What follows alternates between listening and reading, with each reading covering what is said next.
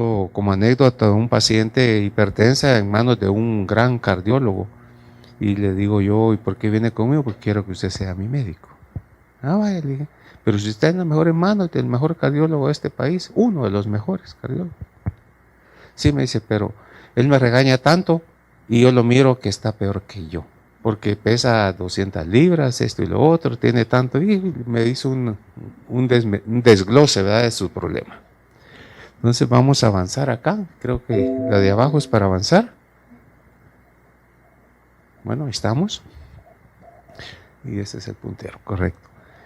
Entonces, aquí al pie de las páginas, para los que son curiosos, les he puesto, a veces uno apunta mucho la diapositiva y tal vez cuando yo voy a algún congreso, alguna actividad, cuando salgo lleno de todas las referencias, ¿verdad? Porque así es más fácil que uno pueda ir a buscar este concepto más ampliarlo en algunas dudas más que las que yo pueda resolver acá.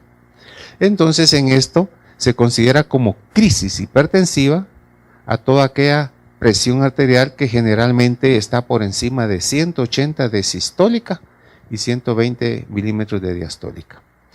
Es importante porque es un concepto numérico, pero nosotros en la experiencia hemos visto que personas con presiones arteriales más bajas que esa están prácticamente en crisis.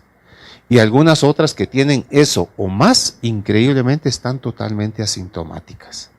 Entonces es importante que desde el punto de vista numérico podemos considerarlo como una crisis. Y cuando nosotros hablamos de crisis tenemos que tener en cuenta dos factores sumamente importantes de donde se deriva el tema del día de hoy. Primero, si una crisis hipertensiva o una elevación de la presión arterial de esta magnitud se comporta con presencia o ausencia de lesión a órgano blanco. Entonces tenemos crisis con daño, hay lesión. Y tenemos también crisis sin sintomatología asociada. O a veces el paciente tiene síntomas asociados, pero totalmente no tiene ninguna lesión evidente de una lesión orgánica. Por ejemplo, el paciente en este estadio puede llegar con una presión arterial de esta o más, alguna sintomatología de cefalea, náuseas, pero no tiene ningún daño encefalopático, no tiene ningún problema de cardiopatía, no tiene nada más que la crisis hipertensiva. Entonces es importante porque de aquí van a derivar los conceptos. Y entonces, partiendo de esto, nosotros tenemos que la crisis hipertensiva pueden ser o definirse o dividirse en una urgencia, una crisis hipertensiva, una urgencia hipertensiva, una pseudocrisis o simplemente una emergencia. Pero cuando nosotros ponemos como crisis, como decíamos nosotros en el título de la conferencia, ¿es una emergencia hipertensiva? ¿Es una urgencia hipertensiva o es una pseudocrisis?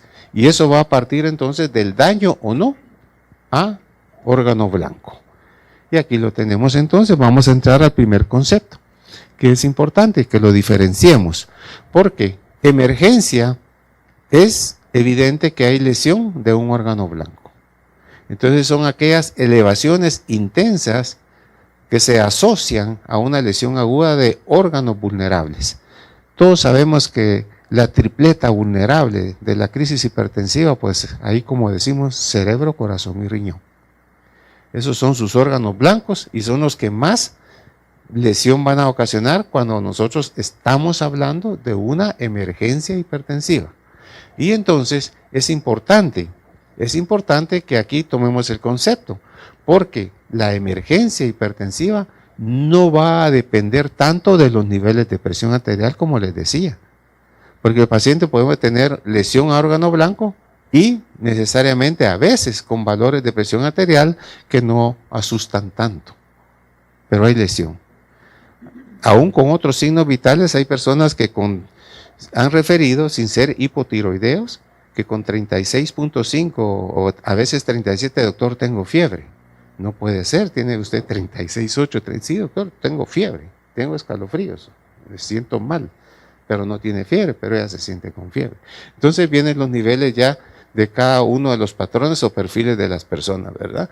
Entonces es importante que nosotros digamos emergencia, lesión a órgano blanco, y no cuentan tanto en esta definición de emergencia los niveles de presión arterial. Sucede lo contrario, vamos a continuar con emergencia. ¿Por qué decimos que en una emergencia hipertensiva hay lesión a órgano blanco? Porque los ejemplos de emergencias hipertensivas, miren ustedes la lista. Vamos a tener un paciente que llega a la sala de urgencias con una encefalopatía hipertensiva. La causa de los cambios conductuales o el problema es que tiene la presión arterial, llega de una vez con una hemorragia cerebral o una hemorragia subarachnoidea. Puede llegar con un infarto agudo del miocardio, un síndrome coronario agudo, como lo platicamos en la sesión pasada. Puede llegar con una insuficiencia cardíaca aguda, con edema agudo del pulmón. Y ustedes cuando lo miran, pues si tiene 160, 95, 160, 100. Entonces, aquí lo que vale en esto es la clínica, es la presentación clínica, el daño manifiesto, obvio y claro que tenemos ahí de que el paciente tiene una lesión a un órgano blanco.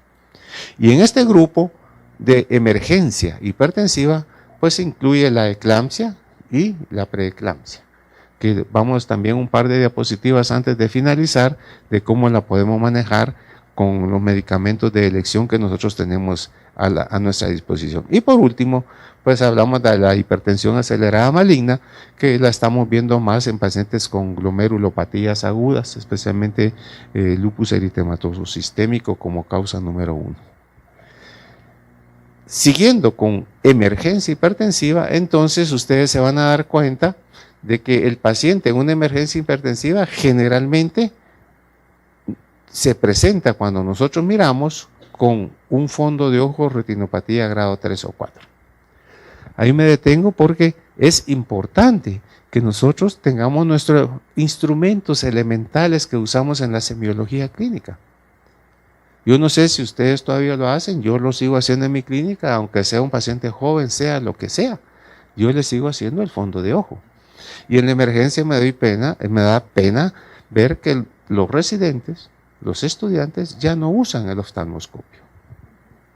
Es más, les quiero contar de manera anecdótica que armamos un curso de fondo de ojo para los residentes e invitamos a un oftalmólogo de nombre, prestigio mucho, y nos alarmó a todos, de verdad, especialmente a los internistas, porque los internistas, igual que ustedes, somos clínicos, dependemos mucho de la clínica.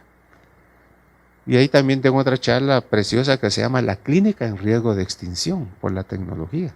Ya no examinamos, ahora todo es tecnología. Y así se llama la charla, La clínica en riesgo de extinción. Entonces, es importante que nosotros lo tomemos en cuenta, hacer el fondo de ojo en este grupo. Ella dijo que el fondo de ojo ya era obsoleto. No se hacía. Pero el fondo de ojo, yo me recuerdo del doctor Sosa Galicia, cuando mirábamos histología, él decía que el fondo de ojo es la ventana de las enfermedades. Muchas veces. Nosotros encontramos retinopatías con toxoplasmosis y no tenemos ninguna otra evidencia. Avitaminosis, las hemorragias en flama que se describen por la vitaminosis C. Endocarditis infecciosa, ¿quién no tiene hemorragias en el fondo de ojo? Papiledema, retinopatía. Y la clasificación de Kate Wegener que usamos nosotros en hipertensión arterial. Entonces es importante, si el paciente, de acuerdo al que ustedes están viendo y la edad, les permite hacer un fondo de ojo, traten de hacerlo porque en la emergencia hipertensiva hay que tratar de ver si está en estadio 3 o 4, porque entonces, aunque el paciente tenga niveles bajos, más si tiene un 4 que es papiledema, el paciente tiene una emergencia. Ahora también, si se trata, cuando nosotros tenemos una emergencia hipertensiva, de identificar los síntomas predominantes, insisto, y no es tanto valioso allí, aunque sepamos sus antecedentes, que es la presión arterial la que está ocasionando el daño. Entonces dices, mira, usted tiene la presión limítrofe. No, el paciente clínicamente tiene una retinopatía grado 3 y clínicamente tiene una encefalopatía, para decir algo. Eso se los puse solo, está en la semiología de Suros. Pero es importante porque ellos, la tabla que se pone en su rostro es una tabla comparativa de cómo nosotros, uno le pregunta a veces a los estudiantes, principalmente, y a los internos, ¿verdad? Que son los que ya están a punto de salir, como nosotros nos preguntaban. Le ponemos una tabla de un lado, la clasificación de Kate-Wegener, y del otro lado le ponemos retinopatía hipertensiva y retinopatía diabética. Y son exactamente igual en un comportamiento. La diferencia es que la retinopatía diabética, por supuesto, tiene más llamas, más hemorragias, pero lo único que no tiene la hipertensiva son los microaneurismas. Y la presencia con todo esto por más microaneurismas, seguro que ese paciente es una retinopatía diabética, pero también los diabéticos por sus nefropatías, la causa número 1 en este país de insuficiencia renal crónica, pues puede tener también hemorragias e hipertensión arterial como causa de la encefalopatía o la emergencia que estamos viendo. Cuando nosotros hablamos de emergencia o de crisis hipertensiva, en este caso emergencia, aquí para repasarles el grado 3, pues ustedes lo van a ver acá, que tienen hemorragias los pacientes y muchos de esos pacientes pues se asocian con otra sintomatología. Si nosotros tenemos una encefalopatía, una insuficiencia renal, un edema agudo del pulmón, una insuficiencia cardíaca aguda, con una retinopatía de grado 3, seguro que está asociada a la emergencia que estamos atendiendo. No digamos la 4, que esa ya es la final, como ustedes saben, que es el edema de la papila, con los compromisos de los órganos blancos que ya hemos visto que le gusta a la hipertensión arterial. Entonces, resumiendo, una emergencia, se dieron cuenta, hay daño a un órgano blanco y no dependemos tanto en ese momentito de los niveles de la presión arterial, aunque sea en el origen del problema que estamos viendo. Sucede parte de lo contrario en lo que es una urgencia, porque aquella que vimos y que hemos platicado es una emergencia. Ahora miren la urgencia. Una urgencia, hay que diferenciar en emergencia y urgencia, es aquella elevación de la presión arterial que no se acompaña de lesión progresiva a ningún órgano. Encontramos al paciente sintomático con presión arterial alta, pero no evidenciamos ningún daño. Y entonces ese paciente nos debe dejar un poquito. Son traicioneros también. Cuando nosotros damos la vuelta, el paciente ya convulsionó o el paciente tuvo un síncope por una hemorragia cerebral o subaracnoidea. Pero entonces estos pacientes nos dan un poco más de tranquilidad porque sabemos que el tratamiento, pudiéramos decir, de la emergencia es en la sala de urgencias. Y el tratamiento de una urgencia hipertensiva llega a la sala de urgencia y ustedes en 12 a 24 horas lo tienen fuera. O también de repente les va a caer alguno en su consultorio, en su clínica, que de hecho nosotros hemos manejado y ahí tenemos que tener como mínimo el arsenal mínimo para tratar de bajarle la presión arterial. Yo anteriormente, como no existían cosas de manejo, yo les contaba la vez pasada que cuando me hizo un monitoreo de una investigación clínica que yo estaba haciendo y llegó conmigo el comité de ética y me dijo, ¿usted administra algún medicamento aquí en su clínica? Y son estudios clínicos. Pues sí, le dije. Y si no fuera un estudio clínico, pues de vez en cuando. Muy bien. Enséñeme dónde está su adrenalina, dónde están sus antihistamínicos, dónde está su esteroide, su metilprednisolona, dónde está el ambú. No tenía nada de eso. Entonces, un consejo en estos casos es que nosotros contemos con el arsenal mínimo en la clínica para una emergencia que se nos pueda presentar, y todo esto no está dicho en ningún lugar, lo puede tener. Yo hasta nifedipina sublingual, pastillitas de 10 miligramos que antes se usaban en burbujita, que ustedes se recuerdan, nosotros las usamos en crisis hipertensiva y eso no estaba escrito. Cuando vino la nifedipina de Bayer a Guatemala, pues era para cardiopatía isquémica. Y nosotros ahí en la emergencia del San Juan de Dios vimos que la complicación más frecuente era taquicardia compensatoria e hipotensión. Entonces, como tensiones de 190, a veces 240 con 120, 140 de diastólico. Y ahí estaba él, el señor, haciendo atletismo, tenía su equipo de básquetbol de Cuilapa, Las Brujas se llama su equipo, y totalmente sentado viendo televisión, asintomático, que fue su problema de desenlace hace 2 meses, muerte súbita. Entonces aquí en la urgencia sí entra el valor de la presión arterial diastólica. Y aquí unas palabras sobre que también en este grupo puede entrar la preeclampsia, no la eclampsia, porque estamos hablando de preeclampsia. Y algunos pacientes que han ingerido alguna droga y que nosotros hemos encontrado con crisis hipertensiva también. Les comentaba la vez pasada que la droga pues obviamente da abdomen agudo no quirúrgico, laparotomías en blanco, dimos seguimiento a varios pacientes operados con apéndices normales y resultaba que en la historia clínica tenían antecedentes importantes. Nos fuimos a la Biblia del abdomen agudo, que es el doctor Zacarías Kopp, y en la Biblia ya estaba descrito, no estábamos descubriendo nada. Simplemente como comentaron la vez pasada, pues se nos complica porque como ustedes saben las drogas, esta puede ser detectada hasta 4 semanas después que uno la dejó de ingerir en la orina. Entonces lo ideal sería hacerle un examen de orina para comprobar, pero como hay que pedir el consentimiento informado del paciente, no lo podemos hacer de ninguna manera más que con el consentimiento. Y aquí hay otras, como les decía, las glomerulopatías, que son causa de hipertensión arterial maligna o acelerada, como se ha llamado. Y curiosamente estas muchas veces cursan con presiones diastólicas que no rebasan los 110 milímetros de mercurio. Entonces, aunque tengan valores, son valores que como no tienen lesión a órgano blanco, aquí abajo ponemos que casi nunca constituyen una emergencia hipertensiva, sino simplemente están dentro del grupo de las urgencias. Definición importante, entonces la clave de todo es lesión o no a órgano blanco. Y esto se los puse porque así está no se los puse al pie, pero así está en la referencia bibliográfica. Nosotros hablamos de hipertensión arterial de bata blanca. Ese es el término que todos conocemos, ¿verdad? Y lo hemos vivido en la propia familia. A mi hijo se le hizo el preoperatorio porque tenía un apéndice agudo y no lo querían operar porque estaba más hipertenso que algunos niveles de esto. Pero sí, él nunca ha sido hipertenso. Entonces hubo que monitorear a estos casos en procedimientos de emergencia, pero generalmente son elevaciones transitorias. Cuando van al médico, cuando van con nosotros, los encontramos hipertensos. Cuando llega a su casa o salió de la clínica están normales.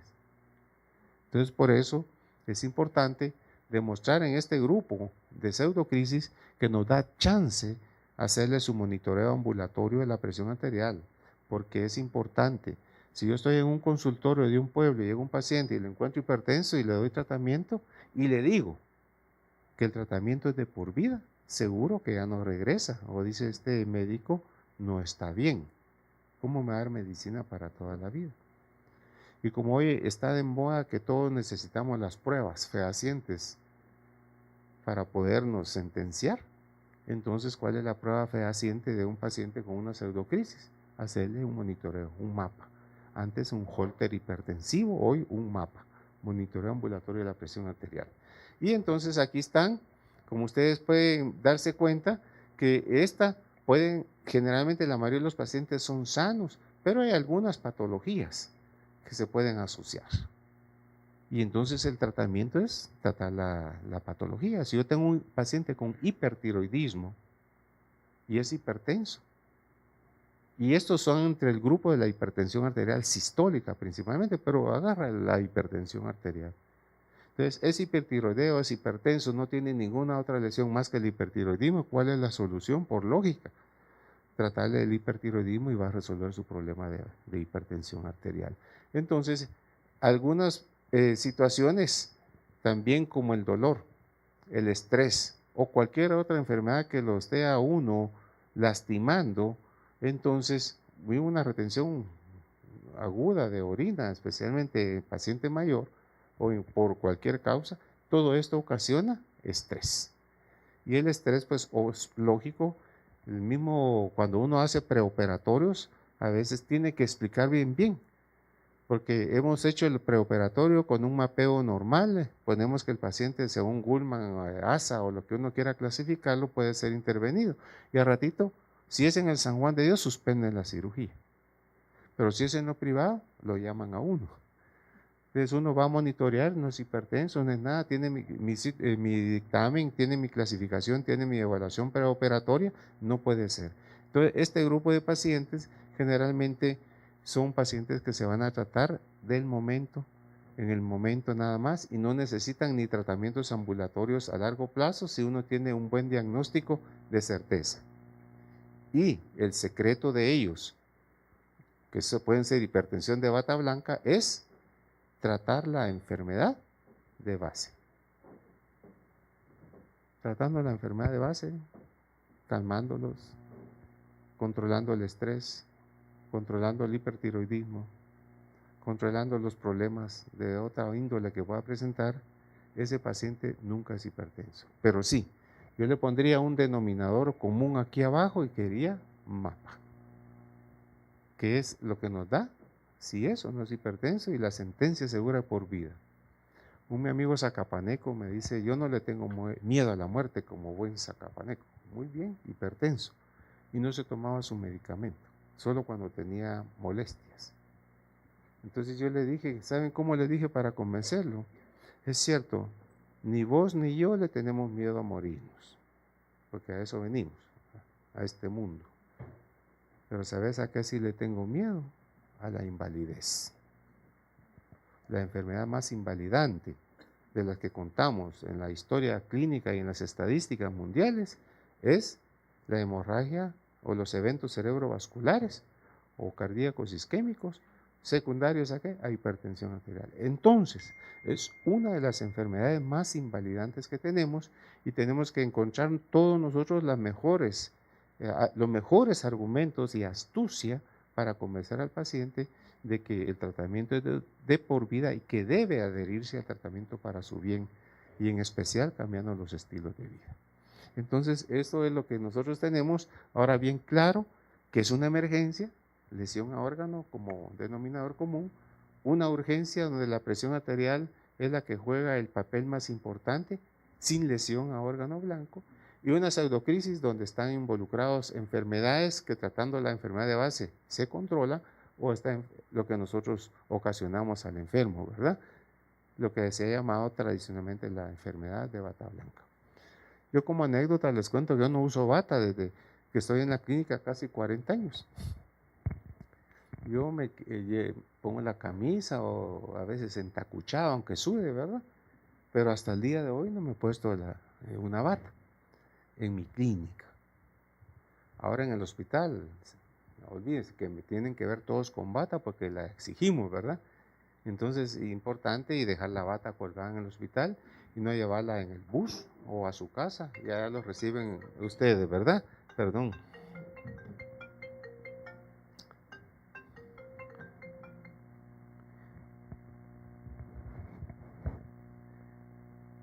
Ya claro estos conceptos, entonces vamos a entrar a algunos otros puntos que nosotros tenemos de lo que es ya el manejo, ¿verdad?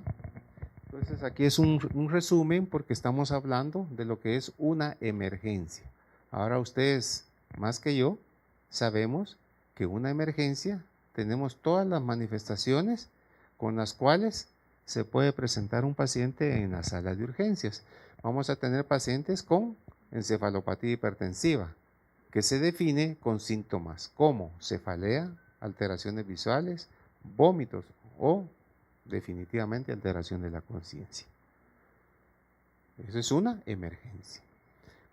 Vamos a tener pacientes con hipertensión arterial con niveles altos, pero que presenta un síncope, pérdida de la conciencia súbita. Ya tenemos focalización, el paciente llega con hemiparesia, hemipléjico, con miradas desviadas, alteraciones eminentemente neurológicas y también del nivel de la conciencia. Entonces, es un ictus isquémico y el paciente es una emergencia.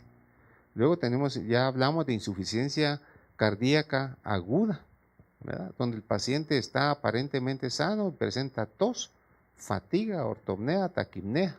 y una situación eminentemente rápida y progresiva. El paciente no tenía nada, pero empezó, uno piensa que se infartó, ¿verdad? Lo más probable, porque pues, no está lejos y simplemente es una insuficiencia aguda del ventrículo izquierdo. También aquí tenemos la hipertensión acelerada maligna, como les había dado. Esos pacientes principalmente con cefalea, insuficiencias son secundarios. Aquí entran todas las glomerulopatías agudas, incluyendo la glomerulonefritis postestreptocócica. Todas las agudas entran aquí, las lúpicas, las que se manifiestan de esta manera. Pacientes prácticamente se están comportando como una insuficiencia renal aguda. Aunque yo siempre les digo, la causa más frecuente de insuficiencia renal aguda en este país y en nuestros hospitales es hipotensión. Si nosotros no permitimos que el paciente nunca se hipotense, pues casi no tenemos esas consecuencias. Entonces, hay que tener mucho cuidado porque uno piensa que la insuficiencia renal aguda es por otras causas. Hay tóxicos, por supuesto, hay medicamentos o sobredosis, pero aquí generalmente nosotros es la que hemos visto por hipotensión. Y muchas veces nosotros también la podemos provocar, ¿verdad? Bueno, ¿quién no ha visto? Yo he visto 2 disecciones aórticas que se les ha pronosticado, todavía no hay el teflón completo para vestir a la aorta, y entonces pues uno hace el diagnóstico, el paciente está en disección aórtica, dolor torácico, depende del nivel anatómico de la aorta.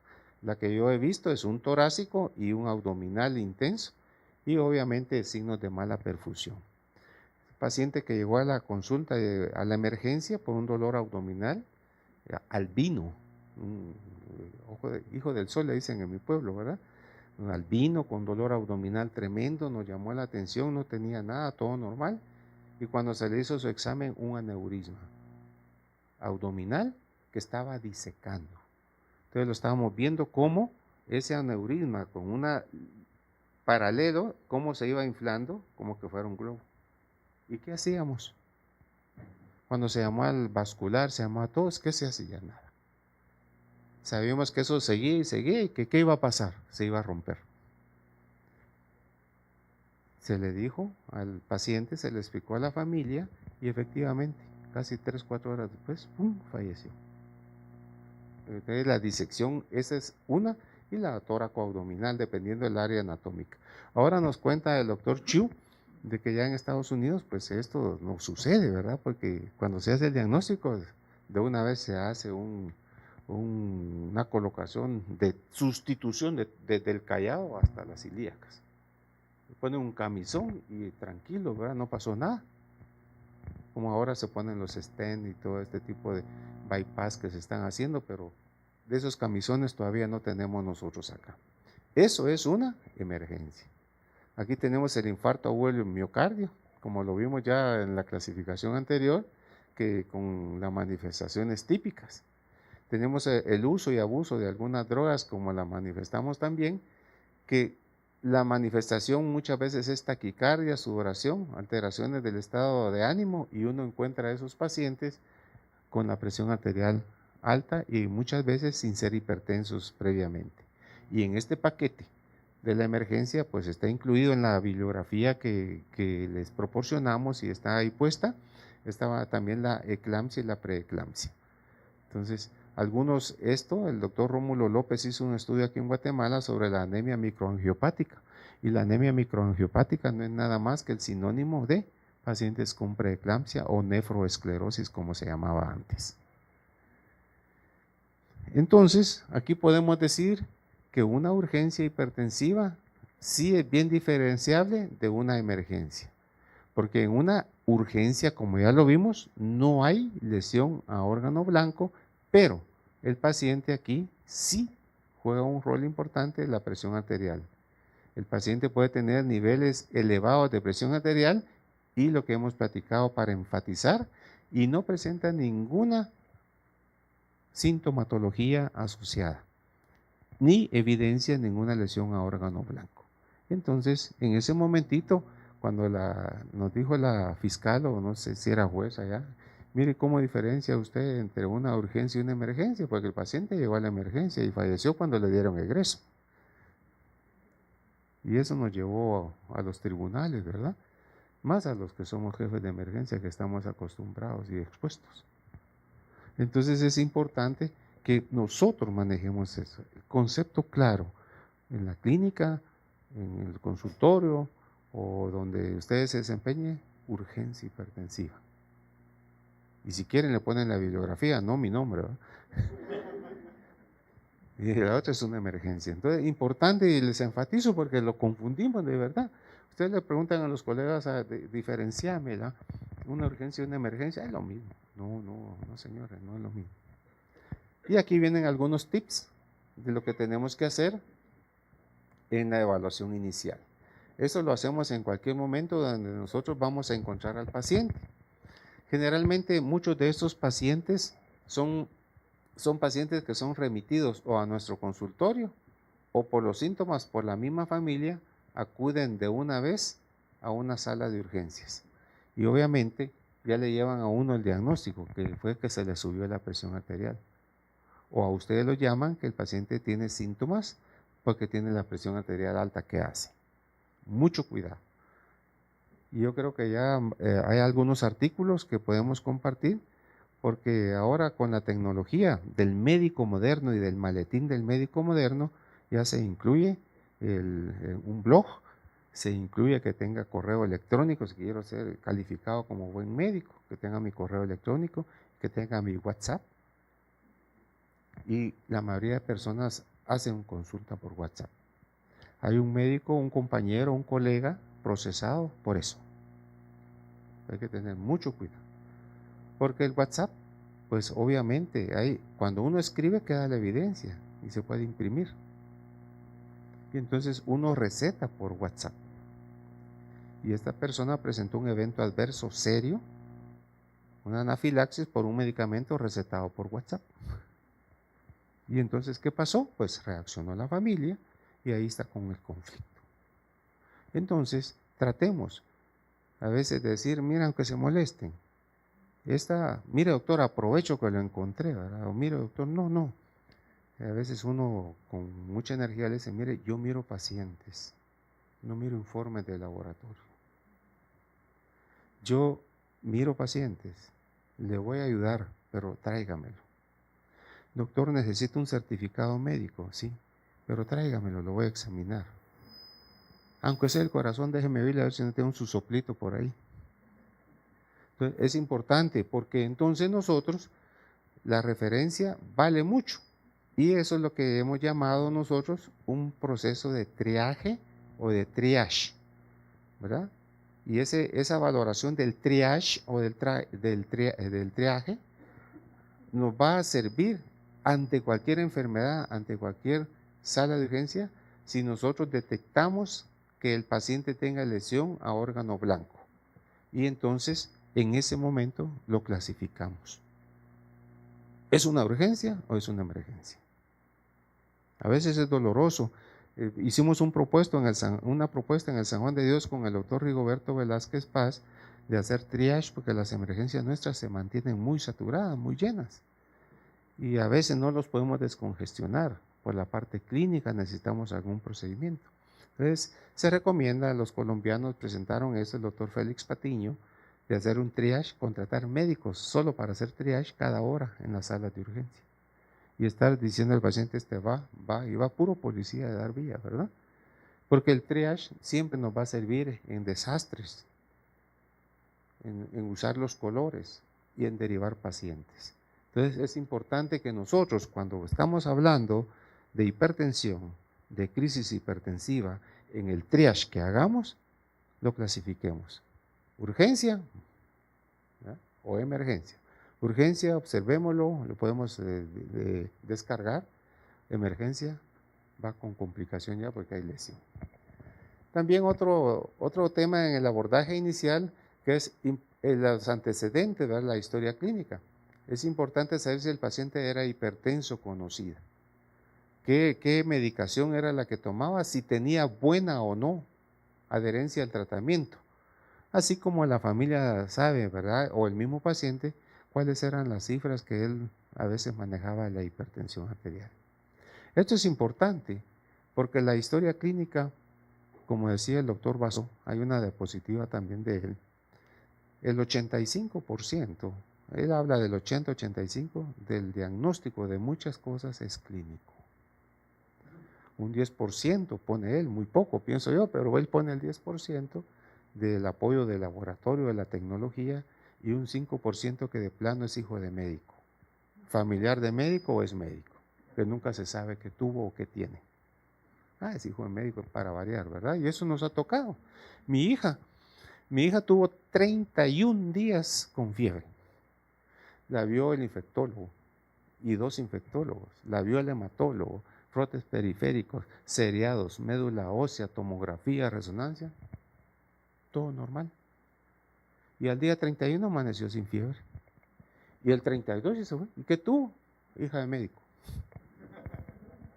Es importante, ¿verdad? Que entonces nosotros siempre enfaticemos en la hipertensión, en los antecedentes de si es un paciente, en la evaluación inicial, y en ese triaje o en ese triage, pues nosotros vamos a clasificarlo. También es importante que hay pacientes que manejan niveles de presión arterial de diastólica principalmente, entre 90 y 100 no tienen ninguna molestia, y más altas también. Y entonces cuando uno los mira en el consultorio y les empieza a dar tratamiento antihipertensivo, dependiendo del perfil del paciente, el paciente empeora, porque está adaptado. El paciente hipertenso se adapta a su hipertensión y cuando uno lo quiere regresar a la normalidad, él dice que mejor cambia de médico porque se empeoró. Es como el paciente diabético, ¿verdad? Le empiezan a dar insulina y dice, yo no me pongo insulina porque me quedo ciego. Y peor si es de un pueblo allá donde yo. Dije, no, yo no, la insulina me voy a quedar ciego, no. Si uno le explica que son los terroncitos de azúcar que se van desprendiendo del ojo conforme la insulina va diluyendo todo el exceso de azúcar que ha hecho depósitos y esa es glucotoxicidad, él va a sentir empañamiento. Y que eso se va a ir limpiando posteriormente y de repente les hacen caso, ¿verdad? Pero si uno no les explica, ellos se quedan ciegos y no toman ni se ponen la insulina, más que todo, ¿verdad? Es importante la hipertensión arterial en jóvenes, porque no estamos acostumbrados a ver hipertensos jóvenes. Cuando miramos hipertensos jóvenes, empezamos en que tenga una malformación arteriovenosa o tenga un problema renal vascular o que tenga el paciente cualquier tipo de anomalía o enfermedad concomitante. Pero también en la actualidad debemos de investigar lo más que podamos el uso o abuso de drogas. Es increíble, ahorita en la OPS, en el Ministerio de Salud, presentaron un estudio donde el 30% de los adolescentes entre 14 y 16 años ya están fumando. Por cierto, acaba de pasar el día contra el tabaco, el internacional, el 31 de mayo. Entonces es importante el hipertenso joven. Y les digo el hipertenso joven porque aquí les doy un tips. Generalmente los hipertensos jóvenes son flacos. No se edematizan. Los hipertensos ya como nosotros, pues nos hinchamos, generalmente tenemos sobrepeso en la mayoría. ¿Y eso cómo se llama? Ser volumen o no dependiente. La mayoría de los hipertensos jóvenes no son volumen dependiente, entonces muchas veces de ellos no necesitan usar diuréticos o vasodilatadores. Casi necesitamos como droga de elección beta bloqueadores, por ejemplo. Pero un paciente volumen dependiente que retiene líquidos y todo, entonces es un perfil diferente. Entonces necesitamos no solo la hipertensiva, sino cómo le botamos volumen. Entonces el manejo del joven hipertenso hay que investigar siempre. Y yo todavía he visto algunos casos de crisis hipertensiva por feocromocitoma. Allá en la velada de la huelga de dolores una vez nos pusieron, sale en el primer acto y se sale un médico, ¿verdad? Muy feo. Después sale uno como que tenía enfermedad de Addison, un color así algo acromadito. Y por último sale pues Django, ¿ah? Que se mantenía en el atrio de la escuela, que todavía lo conocimos, siempre bien ebrio, ¿verdad? Tomado. Entonces, ¿cómo se llama la obra? Feocromocitoma.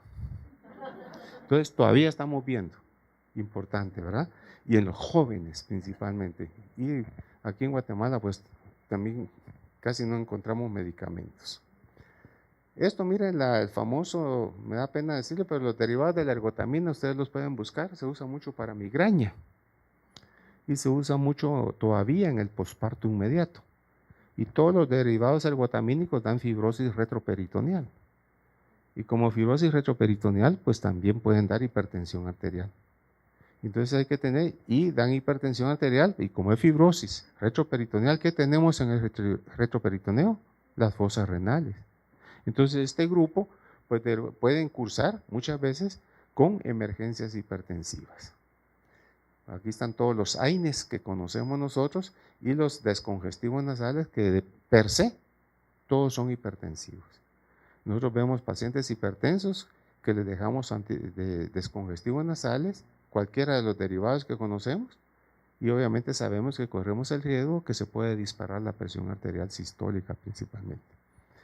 Luego tenemos, esto es importante, como el alcohol, le digo yo, porque también si en la evaluación inicial el paciente tiene antecedentes de ser hipertenso, que tomaba beta bloqueadores, son los únicos medicamentos que generalmente no se suspenden de un día para otro, al igual cuando hemos consumido esteroides por largo tiempo. Debemos de tener esa precaución de irlos pagando poco a poco.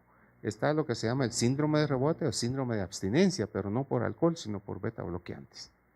Entonces, sea cual sea, cardioselectivo o no, nosotros también debemos de tomar en cuenta que en la historia dice, mire, él tomaba atenolol, propanolol, bisoprolol, cualquier ol, y lo dejó de tomar hace 3 o 5 días. Entonces, ¿cuál es la solución? Ya sabemos cuál es la causa, ¿verdad? Y obviamente también es importante, eso se los puse en la evaluación inicial, porque hasta el mismo paciente les ha dicho o me ha dicho a mí, mira doctor, mi presión del lado derecho es un poquito más alta que la del lado izquierdo. Entonces, y como nosotros nos enseñaron, a excepción de los zurdos, que siempre el examen clínico lo debemos de hacer en decúbito lateral del paciente y del lado derecho del paciente. Entonces, nosotros ponemos siempre, hasta para evaluaciones, ¿verdad?, del lado derecho del paciente. Y el paciente le dice, fíjese doctor, y a veces menos en mi clínica no me puedo meter para tomársela del lado izquierdo. Y si pongo la camilla del lado en medio no me cabe nada. Y a veces ni yo paso. Entonces es importante que tratemos de tomar la presión arterial, debe ser tomada en ambos brazos, con el brazalet adecuado, dependiendo del grueso del brazo, hay medidas de brazalet que nosotros estamos utilizando. A veces lo que hacemos, si el paciente tiene un brazo muy, muy amplio, pues hasta, como decía el doctor Rolando Imeri, ¿verdad?, los milagros del espadadrapo. Le ponemos ahora micropore, ¿verdad?, y lo forramos para lograr llegarlo y tomarle la presión arterial. No, hay brazalet para niños, hay brazalet de acuerdo a la talla y hay brazalet para brazos, miembros superiores y para miembros inferiores. Entonces es importante. Yo a esto le agregaría, en la referencia bibliográfica solo dice en ambos brazos. Pero fíjense que hay enfermedades donde uno es hipertenso de arriba e hipotenso de abajo. ¿Qué tiene? Coartación aórtica. Perfecto. Y a veces buscamos otro montón de cosas. Y al revés, el paciente es hipertenso de abajo e hipotenso de arriba. Tiene una vasculitis. Y le va a dejar tarea que estudien la enfermedad de Takayasu. Entonces, es importante a veces tomarla en las 4 extremidades, no solamente en ambas extremidades, ¿verdad? Es importante. Nos lleva tiempo. Y a veces a mí me regaña hasta mi secretaria, ¿verdad? ¿Por qué te tardas tanto con los pacientes? Bueno, le dije yo, por eso nunca trabajé en el ICS. Importante. En Panamá se hizo un estudio y se demostró que lo mínimo en una reconsulta son 20 minutos por paciente. Reconsulta. Y 40 el doble para una primera consulta como mínimo. No es posible que estemos viendo pacientes en 8 y 12 minutos. 5 pacientes o 6 por hora, ¿verdad? No puede ser. Pero bueno, es nuestra realidad y tenemos que mejorarla de alguna manera. Y entonces eso es lo que insistimos mucho, que ya lo habíamos platicado, ¿verdad? Sobre el uso del manguito adecuado en cada uno de estos pacientes sería lo ideal. A veces hay algunos pediatras que ya no miran niños después de los 5 años. Y algunos de 10 ya no, va al internista, ¿verdad? Y en el San Juan de Dios, de 13 años para arriba, lo miramos nosotros. Hay un vacío, porque no hay un grupo dedicado a la atención integral del adolescente entre 13 a 18 años. En otros países la mayoría de edad es a los 21 y a 25. Entonces hay una población ahí que no, ni la trata el pediatra, ni la tratamos los internistas. Hay una laguna, pero hacemos milagros. Entonces es importante porque es una 35%, según un estudio que hizo el doctor Ernesto Velázquez Pérez, son adolescentes de la población y están desatendidos y no hay especialistas. Ahorita se propuso ya la Facultad de Medicina, el doctor Juan Carlos Reyes, que es el subdirector médico del San Juan de Dios, ya propuso, y la Escuela de Estudios de Posgrado atinadamente ya lo tiene en la mesa de discusión, y esperamos que el otro año de repente ya se pueda arrancar como mínimo con la especialidad o la maestría en atención integral del adolescente, de que no son ni pediatras ni internistas, ¿verdad? Pero que creo que va por buen camino.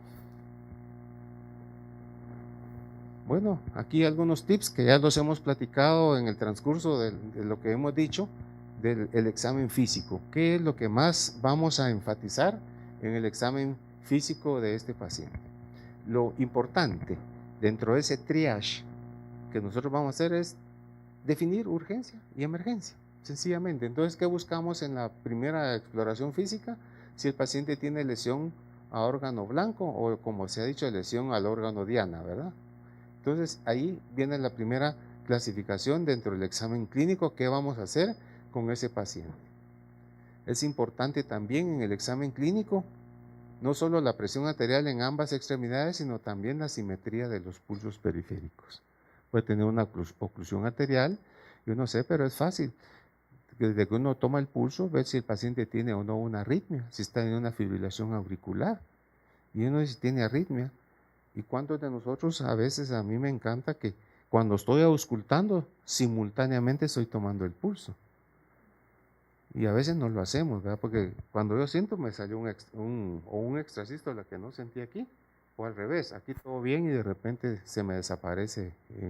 Entonces, es importante que nosotros busquemos la simetría, ¿verdad? Luego ya el examen clínico del área cardiovascular, especialmente que el paciente no vaya a tener congestión pulmonar y que, digamos, está entrando en una fase temprana de edema agudo del pulmón, más si el paciente presenta disnea, ortonea, taquipnea, o ya está respirando con congestión pulmonar, ¿verdad? Luego, la focalización en la exploración física es evidente que el paciente ya no mueve una extremidad, que el paciente tiene la vista desviada, que el paciente tiene anisocoria. Como decía el doctor Eduardo Moreno, neurólogo de Escuintla, la pupila en el examen neurológico es fundamental. Y entonces a veces ni la pupila vimos. Fíjese que en intoxicaciones la pupila es valiosa también.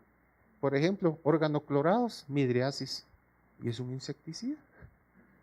Y órganos fosforados, miosis, y es un insecticida. Y solo con ver la pupila uno puede decir por qué camino va a agarrar también. Y luego, pues ya aquí tiene, ya el paciente en encefalopatía, ya vimos las manifestaciones. Y aquí lo que más se maneja es el nivel de conciencia. Y nunca olviden, ¿verdad? El fondo de ojo, si el paciente se los permite hacerlo para clasificarlo, porque no tienen más evidencia, pero si ustedes tienen un paciente con un ictus, una encefalopatía y tiene retinopatía 3 o 4, el paciente está en una emergencia hipertensiva y tienen que actuar lo más pronto posible. Entonces aquí tenemos, aquí ya me corrigieron porque como todo lo compartimos, a mí me gusta compartir todo lo que aprendo. Lo que no me gusta mucho es escribir, pero ya ahora a esta edad ya estoy escribiendo. Tengo 3 libros ahí tirados a medio camino que no hay manera que los termine, ¿verdad? Pero ya va uno. Fíjense que dice, yo ponía, todos decimos envase, ¿verdad? Entonces un distinguido maestro me dijo, ¿acaso es béisbol? Pues me dice, no, con base. Entonces la palabra correcta es con base, dicen, a la evaluación inicial de clínica. Entonces nosotros al final, y ahora sí ya sabemos, en ese triaje que hicimos, cómo lo vamos a tipificar entre urgencia o emergencia. Y obviamente con la estrategia terapéutica que vamos a usar. Y es aquí donde a veces uno, no sé, se deprime, ¿verdad? Porque no tiene el arsenal terapéutico suficiente en la sala de urgencias y a veces donde a uno le toca ver este grupo de pacientes. Entonces aquí tenemos el manejo inicial de la presión arterial. Si el paciente está asintomático, no hay estudios que evidencien que tiene ninguna lesión a órgano blanco, entonces, y el paciente está tranquilo, entonces, como dice acá, a falta de evidencia, pues obviamente ese paciente pues le da un tratamiento conservador manejado. Yo me las he jugado porque cuando el paciente lo encuentro hipertenso y no sabes, no tiene confirmado si es hipertenso, hay que hacerle un mapeo de la presión arterial.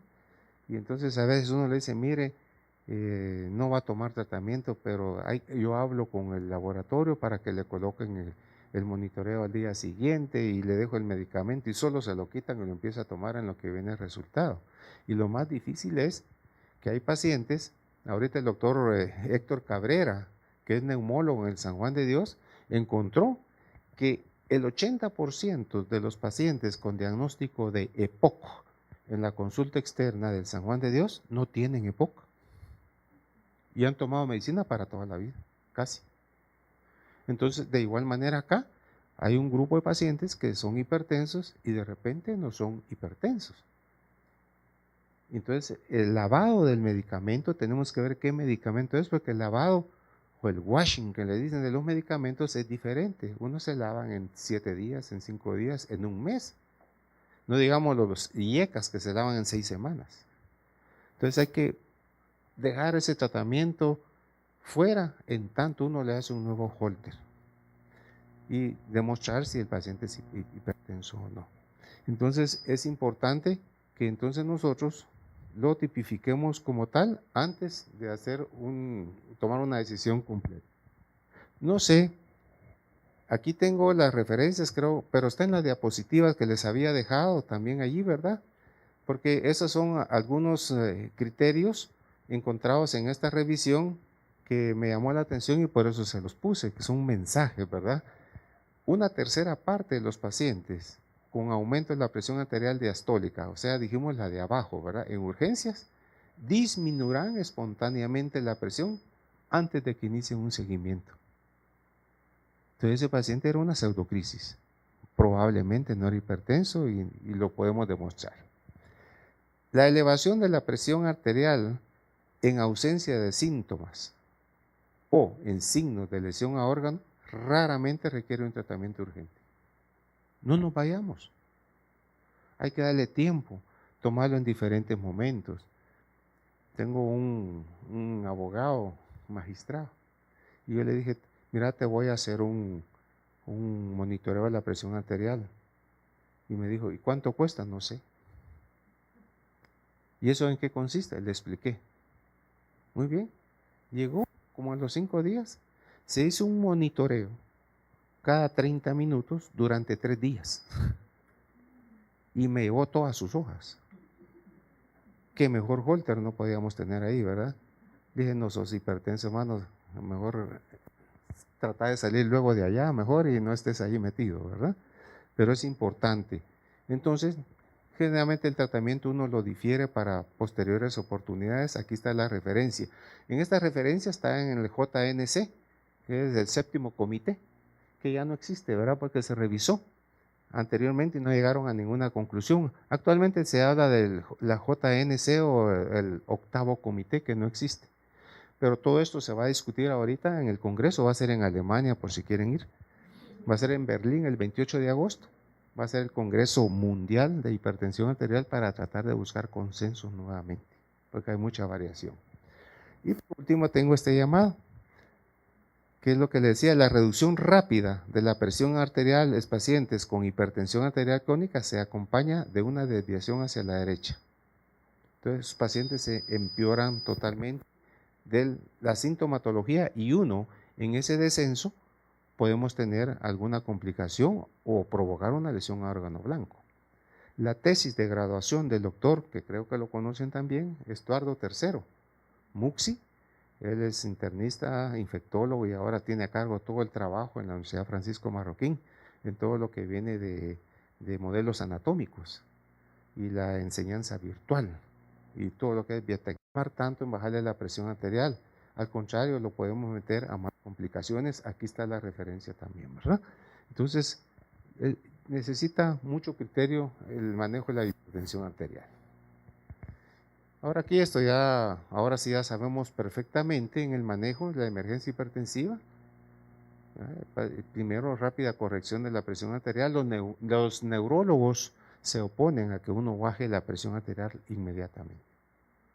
Ellos dicen que la perfusión cerebral es mejor siempre y cuando uno mantiene al paciente un poquito hipertenso si la causa de su problema neurológico es hipertensión. Entonces ellos no abogan nunca que nosotros con mucho entusiasmo le bajemos la presión arterial de manera rápida, aún siendo una emergencia hipertensiva. Debe tenerse en cuenta entonces que esto lo platicamos, los descensos extremadamente rápidos de la presión arterial nos dan complicaciones como lo vimos ya. Estos pacientes en la emergencia hipertensiva deben usar fármacos, la mayoría de esos son por vía intravenosa o sublingual si tenemos alguno. Y además, la vía sublingual o intramuscular en esos pacientes debería evitarse. Yo la sublingual lo hacía en referencia a lo que nos ganamos un viaje, ¿verdad? Para ir a presentar el uso de calcioantagonistas por vía sublingual. Y eso es que no vieron el otro, porque los pacientes que llegaban con crisis asmática, como tiene efecto beta 2 agonista, la nifedipina, y no teníamos nada, ni tenían vía ya los pobres pacientes con crisis asmática, les dábamos nifedipina. Y les ocasionábamos broncodilatación.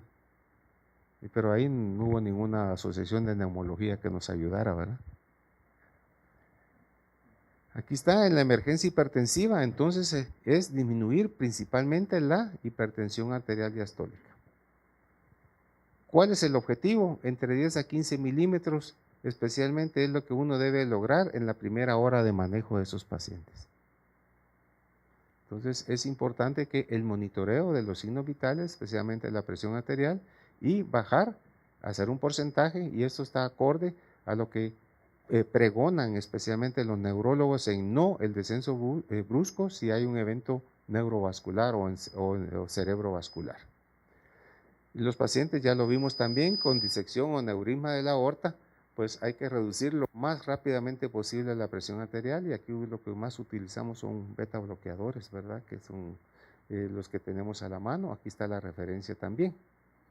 Y entonces, obviamente, el control de la presión arterial nos va a decir que el daño que ha acompañado al paciente como causa de la emergencia hipertensiva, pudiéramos decir hasta un 30% que puede ser reversible.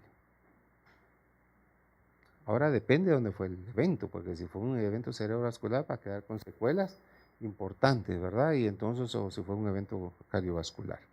No digamos si fue un evento renal. Y entonces aquí les armé al final un cuadro, un chivo, que lo pueden bajar para lo que es las emergencias hipertensivas. Y dos diapositivas antes de finalizar, les hice un cuadro para el manejo de los pacientes que no tienen emergencia, sino son urgencia, y usted no puede, con la variedad de antihipertensivos que tenemos, jugar de acuerdo al perfil, y les voy a dar algún tips en especial para cada uno de ellos que a mí me ha servido en mi experiencia en la emergencia y en lo particular, porque a veces uno tiene tanto arsenal que no sabe qué hacer. Y como las farmacéuticas nos invaden, entonces uno no sabe con quién quedar bien, ¿verdad? Pero ahí no queremos quedar bien con nadie, más que lo que sabemos y la literatura. Y paciente de primero, porque de acuerdo al perfil del paciente es como nosotros recetamos. Entonces aquí están los principales fármacos en el tratamiento de ¿qué? de lo que hemos dicho siempre, la emergencia, ¿verdad? Estamos hablando aquí, la emergencia que dijimos ahora es más de manejo hospitalario. Entonces me armé este cuadrito, especialmente buscando las indicaciones específicas. Lo más importante, el fármaco con el que contamos en el arsenal, y lo que más quisiera que le pusiéramos atención es esto, el inicio de acción del medicamento. Porque nos surge tanto y es una emergencia que los minutos cuentan. Es como cuando nos hace un paciente un paro cardiorrespiratorio, los minutos nos cuentan para evitar el daño cerebral. Después de 3 minutos ya sabemos que va a tener secuelas, aunque lo saquemos y le damos masaje 20 o 30 minutos. Increíble, ¿eh? Y salen, pero ¿cuál es la secuela? A veces no sabemos. Entonces, aquí está el chivo, el inicio. Si ustedes se ponen a analizar, ¿cuál es el que tiene una acción en primer minuto? Y miren esto, instantáneo. No tiene ni tiempo. Entonces estamos hablando, el abetalol existe en Guatemala, es un beta bloqueador nada selectivo, ¿verdad? Inicia a los 5 o 10 minutos. Y si lo tenemos a la mano, como es por vía intravenosa, pues lo podemos utilizar en cualquiera o en la mayoría de las emergencias hipertensivas. Existe un tabú sobre el uso de los beta bloqueadores, especialmente en 3 grupos de pacientes. Pacientes asmáticos, porque exacerba el asma. No es un beta 2 agonista, es un beta bloqueador. No se usa mucho en pacientes diabéticos porque está documentado hipoglicemias severas irreversibles en pacientes diabéticos que toman beta bloqueadores. Y no digamos pacientes con insuficiencia cardíaca. ¿Por qué? Porque es un inotrópico negativo. Y para la insuficiencia cardíaca necesitamos inotrópicos positivos, fortalecer la contracción cardíaca. Entonces, eso es un tabú. Sin embargo, cuando ustedes revisen la literatura que les dejamos, van a encontrar que el abetalol, a pesar de ser en la mayoría de las emergencias hipertensivas, casi nunca lo utilizamos si el paciente tiene una insuficiencia cardíaca o un edema agudo del pulmón. Aún relativamente, creo que se los puse en una diapositiva, lo usamos, pero es la elección. Aún más, lo vamos a ver, creo que está en el cuadro de la eclampsia. Luego el enalapril, como es un IECA, muy bueno, pero empieza hasta los 15 minutos y eso especialmente en encefalopatía hipertensiva. El enalapril lo estamos usando también en crisis hipertensivas o emergencias hipertensivas en pacientes hipertensos renales crónicos.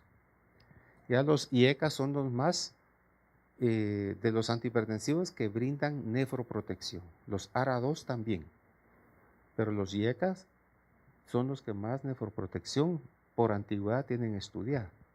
Es más, yo tengo pacientes a veces que son diabéticos, ya tienen ligera elevación de la creatinina porque ya perdió más del 50% de su riñón, o alguna alteración con microalbuminuria, y entonces, aunque no sean hipertensos, usamos IECAs como nefroprotección. Entonces ustedes ya van viendo, paciente diabético hipertenso, como que no le debe faltar un IECA, ¿verdad? Y es un colaborador con otro, o un asociado.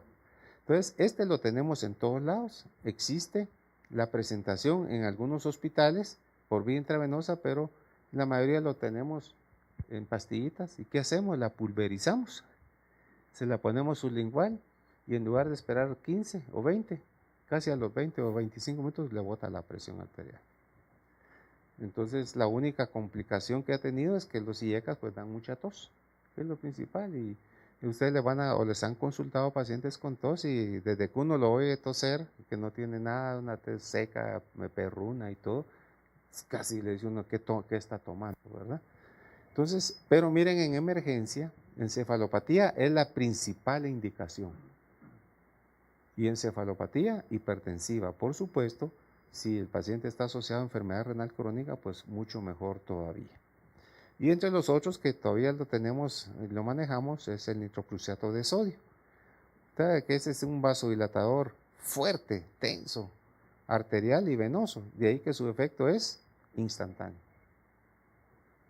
Cuando nosotros empezamos a usar nitroprusiato de sodio en el parque de la industria, en un tonel lo tenían, pues como se usa para fabricar bombas y todas esas cosas, ¿no? Pero ahí estaba y no era posible que estuviera en un tonel y que ahí lo usáramos para una endocarditis, un embolio, algo séptica, ¿verdad? Pero sí, ahora ya hay en el hospital, sí tenemos nitroprusiato de sodio en la emergencia y nosotros lo podemos utilizar. Y especialmente en el paciente que llega con emergencia hipertensiva, el paciente que llega congestionado con edema agudo del pulmón. Ahora, si el paciente no tiene edema agudo del pulmón, pero tiene un infarto, un síndrome coronario agudo, pues entonces en lugar de darle nitroprusiato nos pasamos a la nitroglicerina, que también la tenemos. Entonces son medicamentos de urgencias. Podríamos en esta tabla decir, tenemos la betalol, tenemos enalapril, tenemos nitroprusiato y tenemos nitroglicerina. ¿Qué tenemos que hacer? Eso está en todos los vademecum, en todos los libros, no es necesario que se lo aprendan, pero sí saber como mínimo el tiempo de acción. Si se dan cuenta, la mayoría están antes de los primeros 5 minutos. Y eso nos ayuda tremendamente. Y aquí, pues idealmente uno siempre tiene, mire doctor, yo le puse mal una pregunta a un estudiante porque yo le puse ¿cuál es la droga de elección para el neumococo o el streptococo neumónico? Y me puso tetraciclina. Bueno, y se la puse mal y casi me cuelga, le dije que era penicilina, ¿verdad? Seguía haciendo. No, me dice, yo le demuestro que la tetraciclina también le hace. Ah, tenés razón, también le hace, pero no es la elección. Entonces, eso me llevó a hacer esto, de que muchas veces las indicaciones específicas nos ayudan, pero tenemos alternativas y depende del criterio de nosotros que vamos a usar. Y en Guatemala, ustedes como yo sabemos que usamos lo que tenemos. Y ahí por eso muchos se han ido detenidos, porque yo les he enseñado allá que si la droga de elección para un edema agudo del pulmón es nitroprusiato y no hay, pues entonces démosle minoxidil, pero ponemos que paciente con crisis hipertensiva, edema agudo del pulmón, no hay nitroprusiato de sodio y se pone como alternativa. Esos son los protocolos de manejo, pero hay que escribirlo, porque si no cuando nos jalen van a decir, mire, ¿por qué no le dio nitroprusiato? Ah, porque no había. Muy bien, ¿dónde está escrito? Y en la investigación clínica o en la investigación o en el tratamiento en las salas de urgencias, lo que no está escrito no existe. Y esa es la ley. Entonces todo lo tengo que escribir. Y yo un tips que le doy, ¿lo vio fulano de tal? No, lo vio infectología. Lo vio el departamento de neurología. Quien sugiere que, pero no pongo lo vio el doctor Axel Oliva, ¿verdad? Porque entonces no van a mí es que me van a ir a traer. Y como eso es institucional, eso es lo que nos da la cobertura. Hay otra charla que se llama Implicaciones médico-legales en la sala de urgencias del expediente clínico. Otra charla para los, ya le hicimos el temario del año al doctor Giovanni Franco, ¿verdad? Bueno, aquí seguimos con el cuadro. Aquí está, eso es importante. Nicardipino es el boom ahorita que está manejando una compañía farmacéutica, ¿verdad? Nicardipino, pues ustedes saben que es un dihidropiridínico, calcio antagonista de elección, se usa en emergencias y especialmente en pacientes con crisis hipertensiva hiperadrenérgicas, con hipertiroidismo, enfermedades concomitantes, se puede usar también en tumores adrenales. Pero aquí abajo les puse el feocromocitoma, que también tenemos todavía fentolamina, ¿verdad? En Guatemala. Y eso se usa más en pacientes, por hasta el doctor Girón en preoperatorio, ¿verdad? De tumores suprarrenales o con este tipo de manifestación. Lo que hemos aprendido del feocromocitoma es que en el libro que da crisis y crisis, no. Hemos encontrado hipertensos severos, sostenidos y nunca en crisis. Y cuando les hacemos el examen, una masa suprarrenal. Entonces es importante el comportamiento, no es en crisis, al menos eso es Guatemala. ¿Por qué en Brasil la enfermedad de Chagas solo afecta el esófago y el colon? Ese es el boom de Brasil en Chagas. Y nosotros tenemos igual. Y aquí Chagas le gusta el corazón, ¿verdad? Miocardiopatía chagásica dilatada. Y casi nunca vemos megacolon ni megaesófago. Entonces, como que cada país tiene su manifestación y por eso tenemos que hacer nuestra propia estadística. Y aquí, les hice en emergencia hipertensiva, también Ese se los puse como chivo. Y eso es lo que le decía, porque por ejemplo el abetalol, que lo usamos casi en todo, mire en qué está contraindicado, en insuficiencia cardíaca y en edema del pulmón. Aunque el mito de los beta bloqueadores en insuficiencia cardíaca ya no existe, pero en todas las estadísticas en crisis y emergencias hipertensivas, ellos no lo recomiendan. ¿Por qué? Porque es un inotrópico, aunque sea un cardioselectivo, es un inotrópico negativo. Es importante. Recuérdense que cuando hablamos de insuficiencia cardíaca tenemos que buscar el medicamento ideal. ¿Cuál es el medicamento ideal? Las 3 R's, ¿verdad? Regula, refuerza y retarda la contracción cardíaca. Entonces regula, refuerza y retarda. Entonces, y aquí les puse nitroprusiato en algunas otras sintomatologías, como ustedes se dan cuenta, casi todas las neurológicas. El nitroprusiato debemos de usarlo con mucho, pero con mucho cuidado, ¿verdad?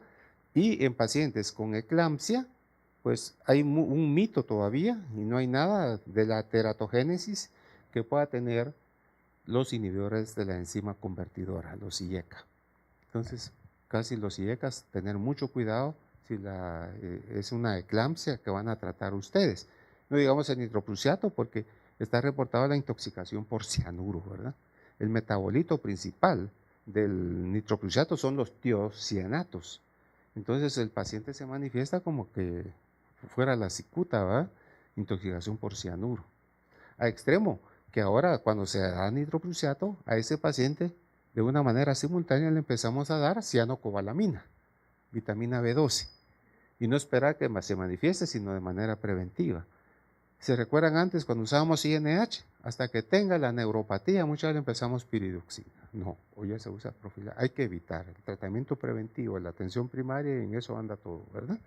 Entonces, este cuadro se los hice nada más con la idea de que viéramos, y está también en la literatura, ¿verdad? Porque de ahí lo extraje para írselos haciendo y poniéndole a la par las complicaciones de cada uno de los órganos afectados, su órgano blanco, pero lo más importante es esto.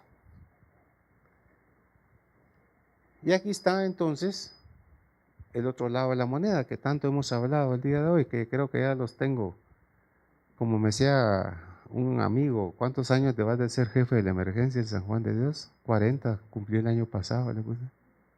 Entonces por ósmosis, ya sabes algo. Entonces yo creo que por ósmosis hemos aprendido ya casi todo lo de emergencia y ahora nos quedan unas palabritas nada más finales para lo que es la urgencia.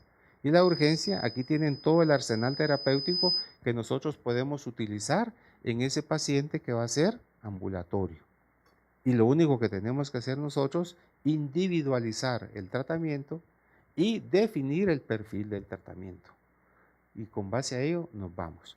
Paciente joven, no volumen dependiente, hipertenso, como que la mejor candidatos es para usar beta bloqueadores. Paciente de mayor edad, con edemas, volúmenes dependientes, de repente sin nefropatía, no es diabético, pues de repente un ARA2 puede ser la mejor opción. O si tiene un problema cardíaco asociado, de repente un calcio antagonista, y un calcio antagonista como verapamilo, que también tiene cardiopatía isquémica y cubre arritmias cardíacas y controla la presión arterial. ¿Se dan cuenta cómo vamos haciendo el perfil y cómo vamos dándole vuelta al perfil? Paciente hipertenso, renal crónico,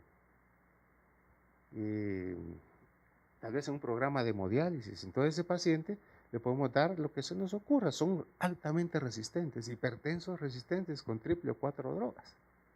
Difícil manejo, pero ahí están sobreviviendo.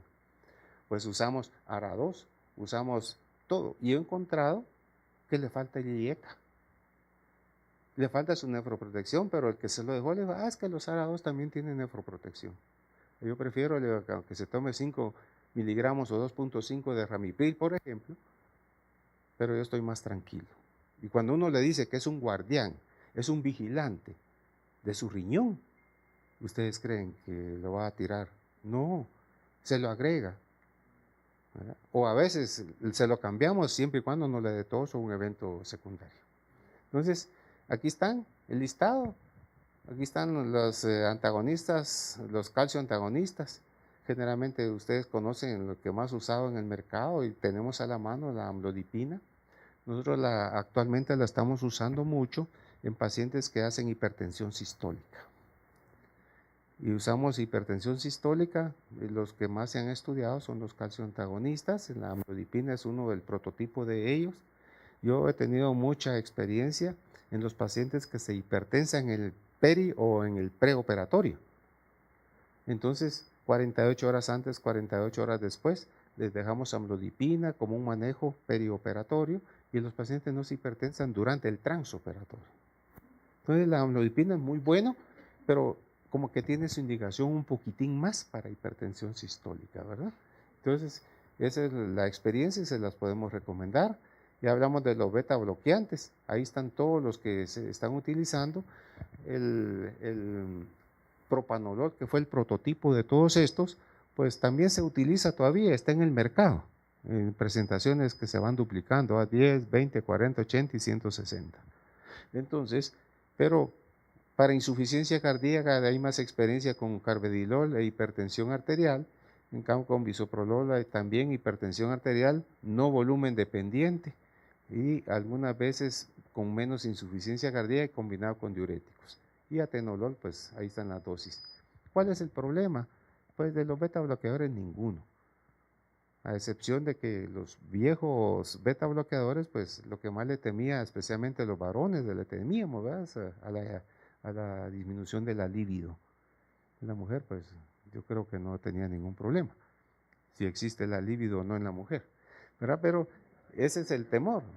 No llegaban, no me vas, mira vos, y ese no me pasa nada. No, hombre, no, no, vos termina en ol.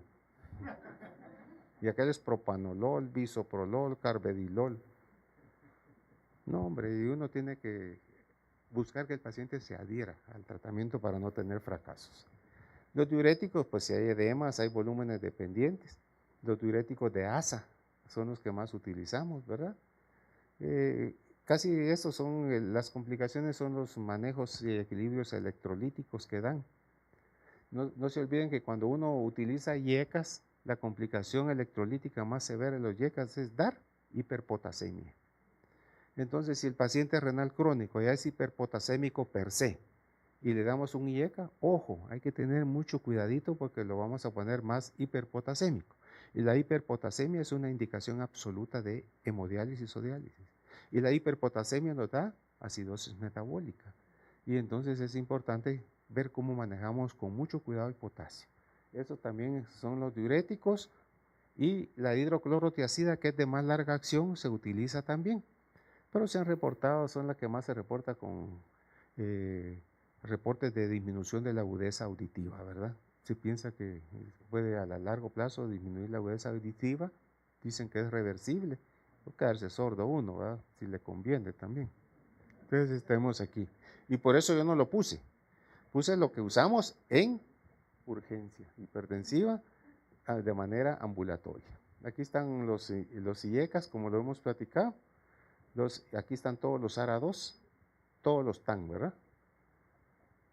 Todos son iguales. Lo único que tenemos que saber es la dosis equivalente, porque el paciente le dice, mire doctor, yo tomaba irbesartán, 150 miligramos, y me regalaron una muestra de valsartán, y aquí dice 160, doctor. ¿Qué hago? Tómeselo. Entonces, hacer las equivalencias, como se recuerdan, hacíamos las equivalencias de esteroides. Prednisona, metilprednisolona y hidrocortisona, dexametasona, y solo hacer la equivalencia, ¿verdad? Y eso sí lo tenemos que manejar y decirle que es un buen medicamento, que es un ARA2. Y ahí tenemos todos los TAN, olmesartán, telmisartán, irbesartán, valsartán, olmesartán, todos los TAN. Y los IECAS todos son los IL, ¿verdad? Lisinopril, captopril, ramipril. No nos perdemos de las terminaciones.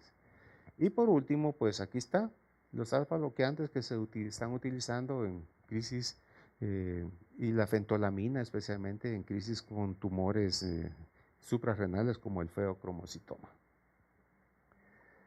Y 2 diapositivas más creo que les tengo, porque no podemos dejar de hablar de esto, ¿verdad?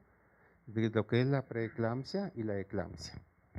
Entonces es importante el manejo de la hipertensión arterial en el embarazo. ¿Por qué? Porque lo puede complicar.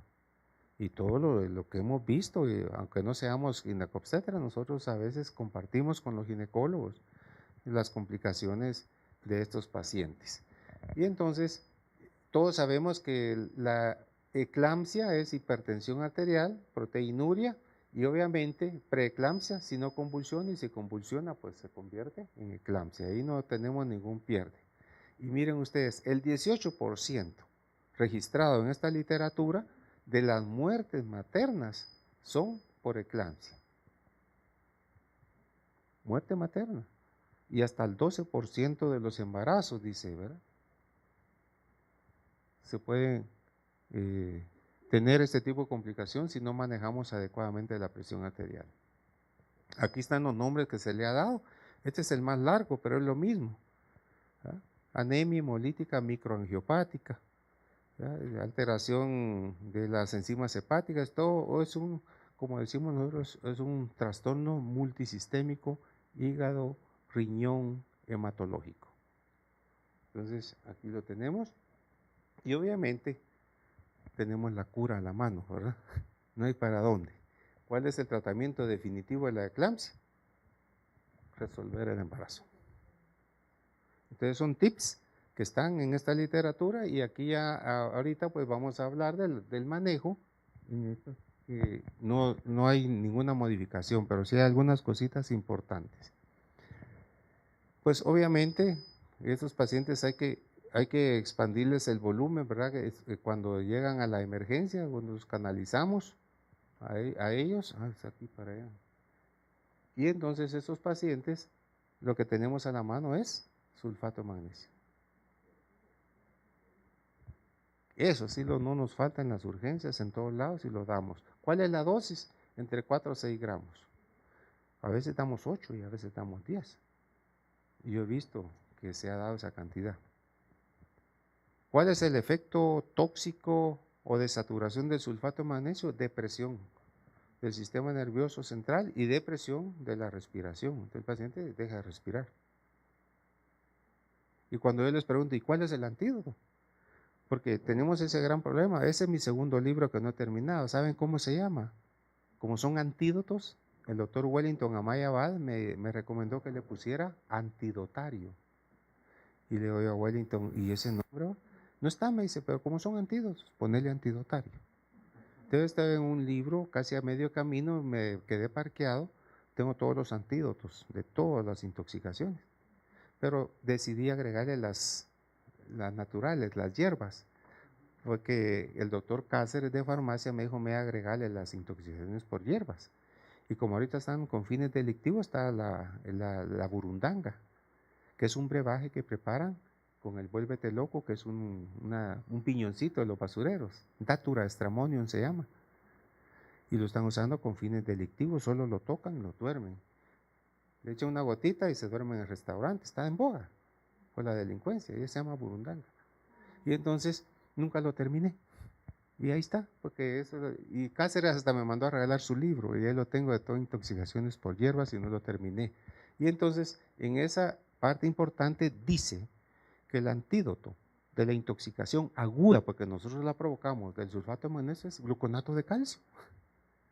Entonces nosotros cuando vamos a empezar a administrarle sulfato de magnesio a esta paciente, donde ustedes lo tengan, debemos de tener a la mano gluconato de calcio. Y es fácil tener su ampollita ahí, no hay ningún problema, ¿verdad? Entonces, y generalmente cuando uno lo mira y pide el gluconato de calcio, no hay. Entonces nos preparamos ya en mano, porque esa paciente la vamos a saturar, es una urgencia, emergencia hipertensiva, es una eclampsia, y tenemos que salvarla a ella y al producto. Entonces el tratamiento es mucho más agresivo, ¿verdad? Y entonces sulfato de magnesio. Luego de esto, pues nosotros, el objetivo de ese tratamiento, como ya lo vimos, es no comprometer el flujo cerebral para la paciente, mucho menos para el sufrimiento fetal y el placentario. Y el fármaco de elección de los que tenemos ahorita, como lo vimos allá, es la betalol. Y tenemos. Es un fármaco fácil de titular, una vida media corta, para resolver el problema efectivo en este grupo de pacientes. A nosotros nos enseñaron en las emergencias, entonces a ustedes también a usar hidralazina. Y la hidralazina no. Ustedes miren aquí, en pacientes con eclampsia, la hidralazina que usábamos antes como primera opción tiene muchos efectos colaterales, cefalea, náuseas, vómitos, y no está recomendada como fármaco de primera elección, y ahí está la referencia. Entonces, pasó. Pero ¿qué pasa en nuestra emergencia cuando nosotros no tenemos la betalol? Tenemos que usar lo que tenemos, sulfato de magnesio, por un lado, y tenemos que utilizar hidralazina, ¿verdad? Yo creo que se fue la imagen. Luego de esta parte, que es la parte final, pues yo lo que les había preparado dentro de las últimas 2 diapositivas era una recapitulación de lo que hemos tratado el día de hoy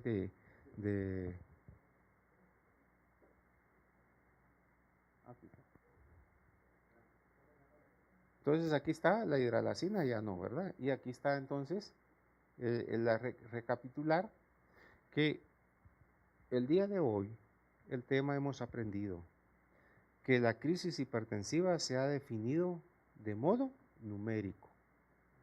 Entonces, como nosotros no le vamos a hacer caso al modo numérico, nos vamos a ir que la crisis hipertensiva tiene dos líneas, la urgencia hipertensiva y la emergencia. En la urgencia, pues no hay compromiso de órgano blanco. Juega un papel importante en los niveles de presión arterial que lo asustan a uno. En la emergencia, la presión arterial puede ser no tan alta, pero hay lesión a órgano blanco. Entonces tenemos 2 conceptos de crisis dividida en urgencia y emergencia. Y la pseudocrisis que vimos, obviamente que la vamos a encerrar dentro de la hipertensión circunstancial, le llamo yo a veces también, o transitoria. Luego de eso, pues vimos el abordaje clínico, si es una urgencia o una emergencia, y lo más importante, concluyendo que la emergencia siempre casi es de manejo hospitalario y la urgencia puede ser de manejo ambulatorio. Y la crisis, no digamos, ¿verdad? La crisis o la pseudocrisis, nosotros debemos de hacer un diagnóstico correcto para no sentenciar a ese paciente a tomar fármacos toda la vida, que es lo ideal, siempre y cuando uno tenga la prueba de que es hipertenso. La hipertensión no es solo fármacos, es cambiar los hábitos, ¿verdad? Es cambiar la dieta. Ustedes se recordarán que existía mucho tiempo allá atrás el tratamiento escalonado de la presión arterial. Y cuando uno hablaba de tratamiento escalonado, era como una escalera. Primera grada, dieta y ejercicio. Segunda grada, si no funcionaba, diuréticos. Tercera grada, antihipertensivos. Y no funcionaba, la siguiente grada, combinación. Y así se iba y por eso se llamaba. Conforme el manejo de la hipertensión ha ido evolucionando por sus consecuencias, como es la invalidez, entonces ahora usamos medicamentos varios y demostrado está en la actualidad a dosis pequeñitas y funcionan mejor las mezclas. El control de la monoterapia en la hipertensión no funciona. Debemos usar mezclas de acuerdo al perfil del paciente. Y por último, pues no dejar de cubrirles la hipertensión arterial en el embarazo, que es importante, donde seguimos utilizando sulfato de magnesio. Mi consejo es tener siempre el antídoto a la mano, que no es nada complicado, gluconato de calcio, saber que la betalol es la droga de elección, que la debemos de tener, y si no, pues lo que tengamos a la mano como la hidralazina, que la seguimos usando. Nosotros la dejamos de utilizar porque da una complicación inmediata que es el pseudolupus. Y cuando el paciente se empezaba a comportar como un lupus eritematoso y no tenía antecedentes, todo negativo, de un pseudolupus, porque todo tenía clínicamente un lupus, pero no tenía nada que lo demostrara desde el punto de vista del laboratorio. Y entonces, ¿quién lo provocaba? La hidralazina, al igual que la INH también da pseudolupus. Entonces, eso es lo que les había preparado al doctor Franco cuando él me dijo de esto, y obviamente pues la mejor experiencia que podemos tener ahorita pues es compartir algunas experiencias suyas. Si yo puedo responder algo de lo que les había preparado, pues con mucho gusto, si no lo resolvemos en grupo. Muchas gracias.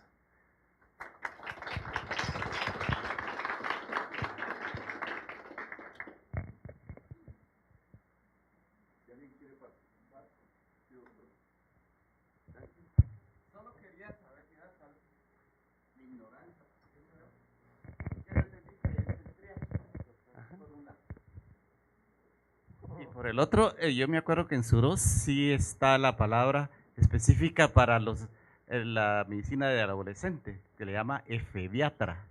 Efebiatras, o sea que en Guatemala no tenemos efebiatras. No hay. ¿Y qué opinión tenés de los esfigmomanómetros eléctricos? Que a veces fallan y a veces no fallan, ¿verdad? Pero Sí. usamos a veces los tradicionales, ¿verdad? Me gusta muy, a mí utilizar los tradicionales, que sí dan Bueno, muy bien. la real. Es correcto, ya el geriatra somos los que miramos ancianos y los internistas somos los que miramos nuestra clínica llena de silla de ruedas, ¿verdad? Un día tenía mi clínica, pero 3 embarazadas, dijeron este Axel se volvió ginecólogo mucha, pero eran hipotiroideas, eran hipertensas, eran diabéticas embarazadas. Entonces nos llevamos en armonía con los ginecobstetras. Entonces es importante que el término de geriatría o el término del adolescente es correcto, eso está y afortunadamente va en camino para una especialización, ahí no hay para dónde. Lo segundo, en cuanto a utilizar la medición electrónica, el único que está certificado es el OMROM, hay varios tipos de OMROM certificados por la Asociación Americana de Hipertensión Arterial, es el OMROM como signo electrónico. Obviamente que la recomendación es que de preferencia, dice, si usamos un electrónico, tiene que ser de brazalet alto y con corriente continua. No de baterías, aunque tenga el espacio. Entonces nosotros cometemos de que la batería, ellos dicen que nos da un margen a veces, conforme pasa el tiempo, de error de un 10 al 20%, como el esfigmo de muñeca. Aquí están más cerradas las arterias, aquí están más abiertas. Entonces este tiene un índice hasta un 35% de falla. Entonces uno dice, se lo pone en la muñeca y me tomé la presión, doctor. ¿Qué edad tiene? A ver, pues yo tengo 65, 66 o 70 años. No, entonces siempre debe ser el brazalet idóneo. Y ellos dicen que el mayor dato donde no hay ningún esquema que te lo rompa es con corriente continua. Yo uso electrónico y uso un ONROM y lo tengo certificado, porque como hago investigación, cuando llega el comité de ética me pide la certificación de mi ONROM. Y yo mi consejo que les doy es conectado siempre a la electricidad y corriente continua. Cuando me toca ir a ver a un paciente que todavía, pacientes de que tengo 30 años o de estarlos viendo de verdad, tengo pacientes que he visto, todavía hay algunos vivitos, desde 1980, 79. Y ya no, ya están, y uno se identifica tanto, ¿verdad? Que les toma tanto cariño que uno los programa para irlos a ver a su casa. Y cuando llego les decimos, ¿qué hago? Paso a la tienda, compro mis pilas nuevitas.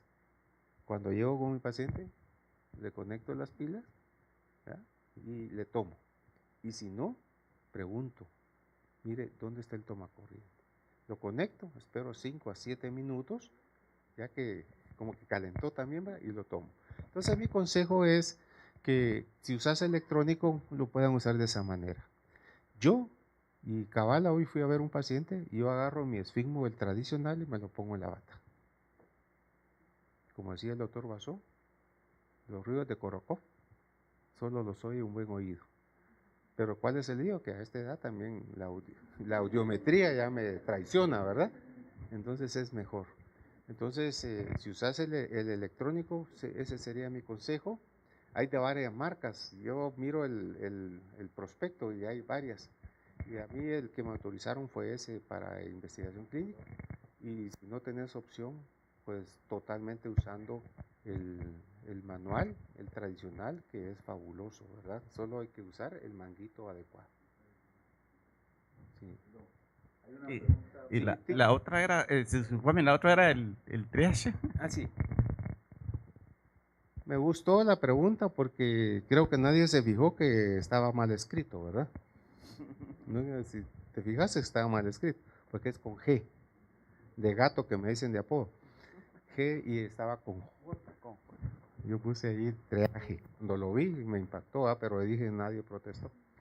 Entonces, sí, el triaje o el triage se escribe, está descrito y se ha utilizado mucho para desastres. Y el triaje lo que hace es utilizar, nació y está descrito, con colores, como el semáforo. Entonces, como ven desastres, color verde, color amarillo y color rojo. Y hay un color negro. Eso es lo más triste, el negro.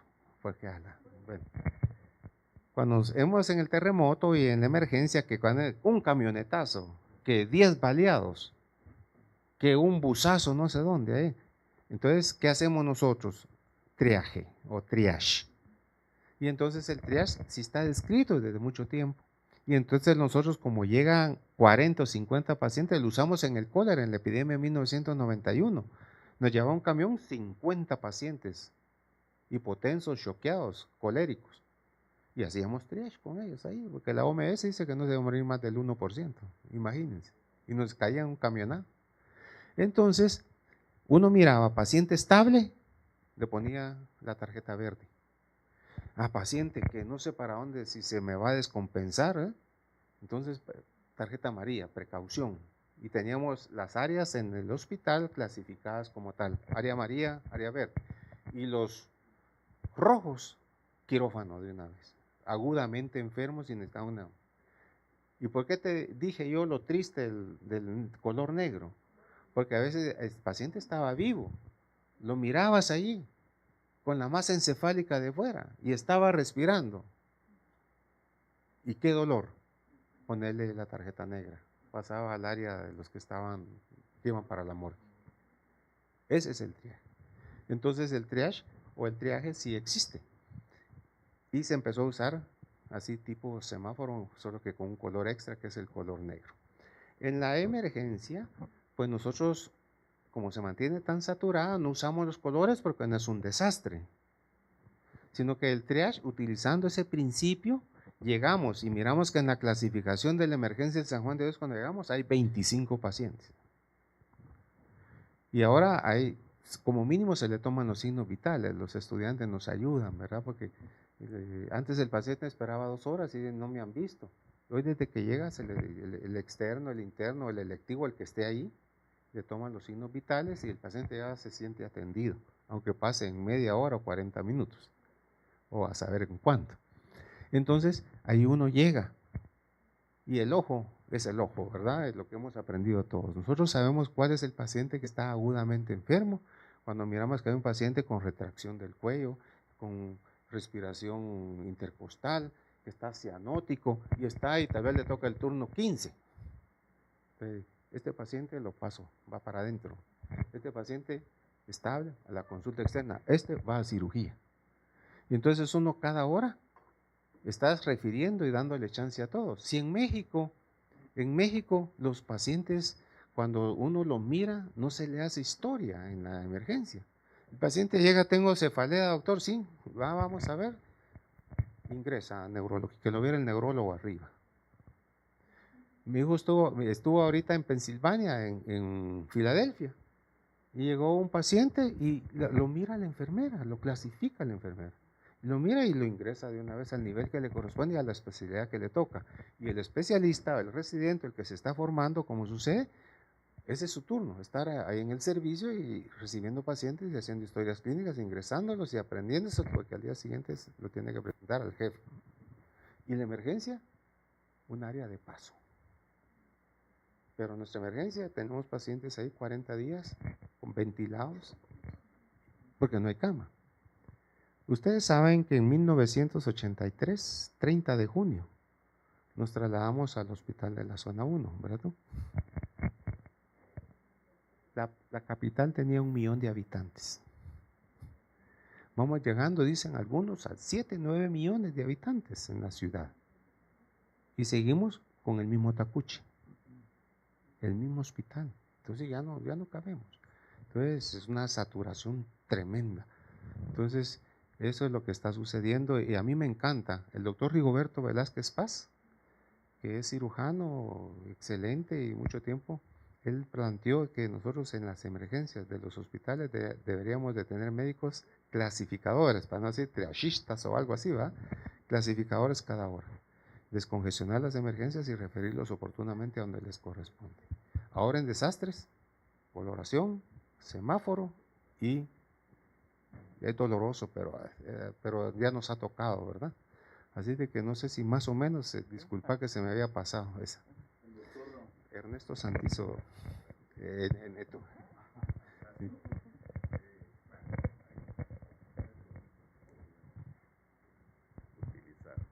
Gracias. La intervención del compañero acá, pues en cuanto a el protocolo o método de clasificación de pacientes en urgencias o emergencias o en desastres, pues dependiendo de dónde venga, si es con G, es francés, ¿ya? Y con J, pues también los dos términos son aceptados. O sea, es un método o un protocolo que nos sirve para clasificación en ciertas instituciones como hospitales o en situaciones de desastre, ¿verdad? Que ahora está en boga. Con respecto, tal vez en este caso podríamos agregar al esfigmomanómetro. Uno de los clásicos y muy buenos son los esfigmomanómetros de mercurio. De mercurio, sí. Ese que tiene como... De museo. De museo, en forma de una escuadra, ¿no? Esos son muy estables, ¿ya? Siempre hay que estar controlando su válvula porque son las que más se arruinan, pero es un buen esfigmomanómetro que podríamos tener en clínica, y no solamente en clínica, también en hospitales, sanatorios, ¿ya? Que valdría la pena pues considerarlo. Los electrónicos, pues la mayoría casi no son clasificados como lo acabas de mencionar, ¿eh? Bueno, el tercero se me fue. Yo creo que con respecto a tu intervención, muy valiosa, ¿no? Y te agradezco sinceramente compartir siempre, casi no me pierdo tus conferencias, ¿ya? Son muy buenas, ¿ya? Felicitaciones, gracias. Muchas gracias al doctor Santizo. Muy bien. Perfecto. Para el doctor Santizo decirle que de mercurio ya casi no hay. Y como son de museo. Yo guardo uno y la valvulita no se la pudieron componer y lo tengo de recuerdo, igual que los otorrinos de pared, de museo. Aquí dice, muchas gracias, quisiera saber la opinión del doctor sobre las guías americanas de hipertensión publicadas en noviembre, en 2017. Exacto, yo había platicado sobre las JNC, que es el séptimo comité, el último que quedó de la guía de hipertensión arterial.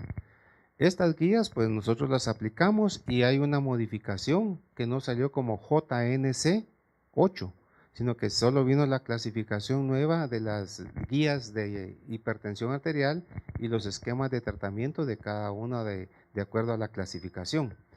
Lo que se discute en esta nueva guía es que con niveles de presión arterial entre 85 y 90 de diastólica, todos somos hipertensos. Es como la Asociación Americana ahorita de Diabetes, la ADA, en Estados Unidos dice que el nivel de glucosa normal es 104. Y todos los que tenemos 105 somos prediabéticos. Y a veces no queremos aceptar. Entonces cada día las guías se vuelven mucho más estrictas, más si son las guías europeas.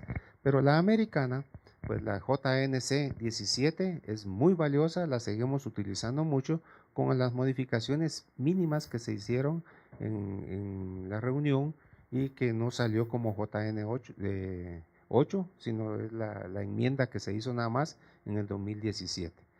Nuevamente está en la mesa de discusión, como les compartía, de que en agosto de este año se va a llevar el Congreso Mundial de Hipertensión Arterial y va a ser en Berlín, en Alemania, donde nuevamente se ponen a la mesa la discusión del tratamiento idóneo de la hipertensión arterial y esperamos que nos salgan nuevas guías o ahora con valor pues nos digan si es un JNC 7, 8, 9 o se le pone otro nombre. Eso es lo que sabemos del manejo.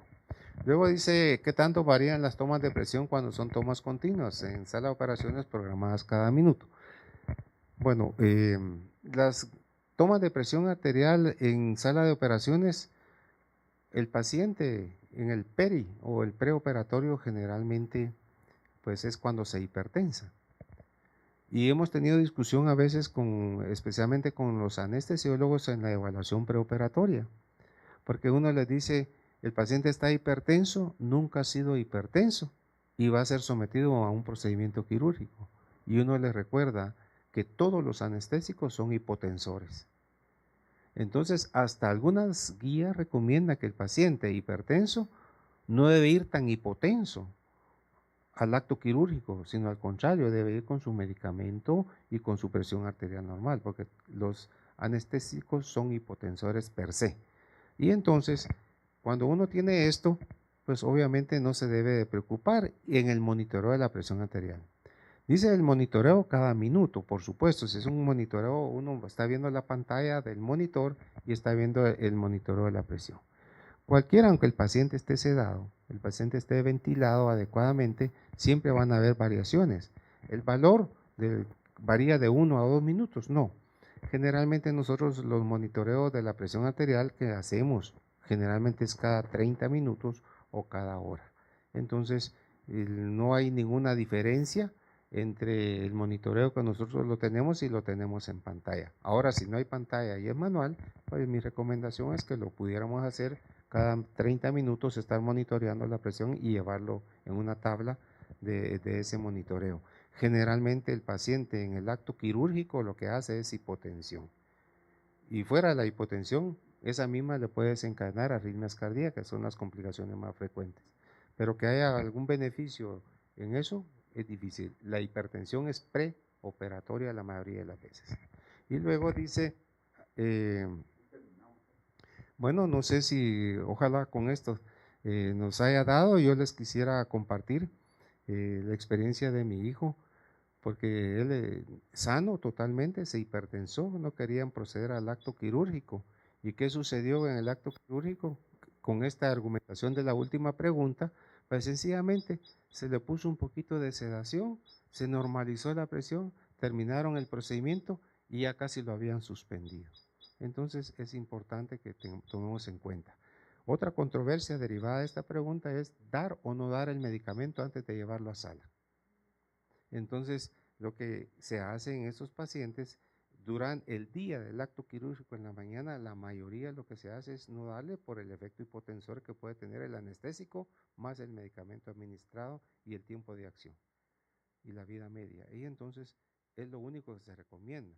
Pero si él toma levotiroxina, toma otros medicamentos complementarios, eso no hay razón lógica por qué suspender.